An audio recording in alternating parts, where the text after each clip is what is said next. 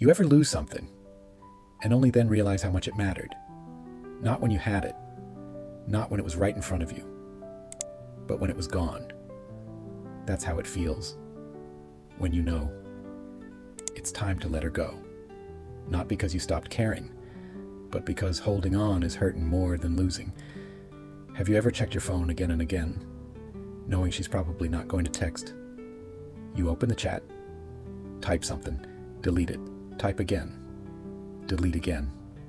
At this point, you're not texting, you're fighting your own emotions, and somehow you still convince yourself maybe she's just busy. But deep down, you feel it. The energy changed, replies are shorter, calls are fewer. The effort isn't equal anymore, and here's the painful truth. When someone wants to talk to you, they will. Nobody's too busy for someone they truly value. Sometimes relationships don't end with one big fight. They slowly fade, like your phone battery going from 100% to 3%, and you ignored every low battery warning. You keep trying harder. You send longer messages. You over-explain. You overthink. And the more you chase, the more distant she feels. That's because love and attachment are different. Love says, I want you to be happy. Attachment says, I don't want to lose you. Most of the time, we're not afraid of losing the person. We're afraid of losing the future we imagined with them. The trips you planned in your head. The memories you hadn't even created yet. The version of life you thought you were building. Letting her go feels like deleting a whole future. But listen carefully. If you have to beg for attention, explain your worth, or compete for basic effort, that's not love. Love feels calm, not perfect, not always exciting, but safe. You shouldn't feel anxious before sending a message. You shouldn't feel scared of saying the wrong thing.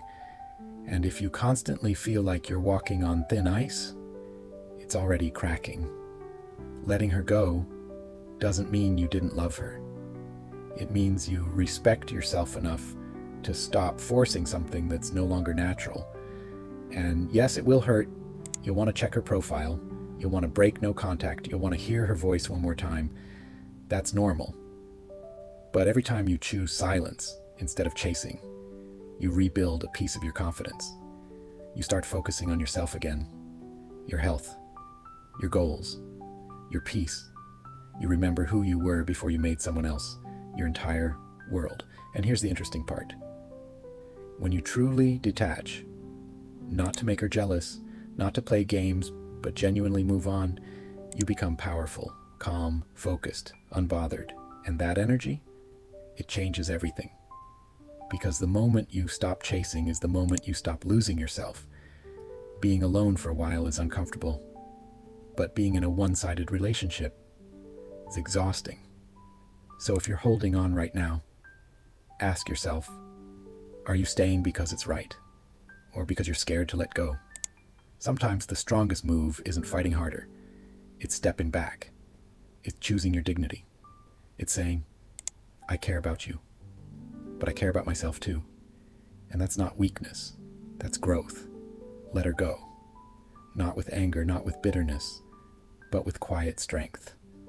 Because the moment you choose yourself, that's when your real story begins.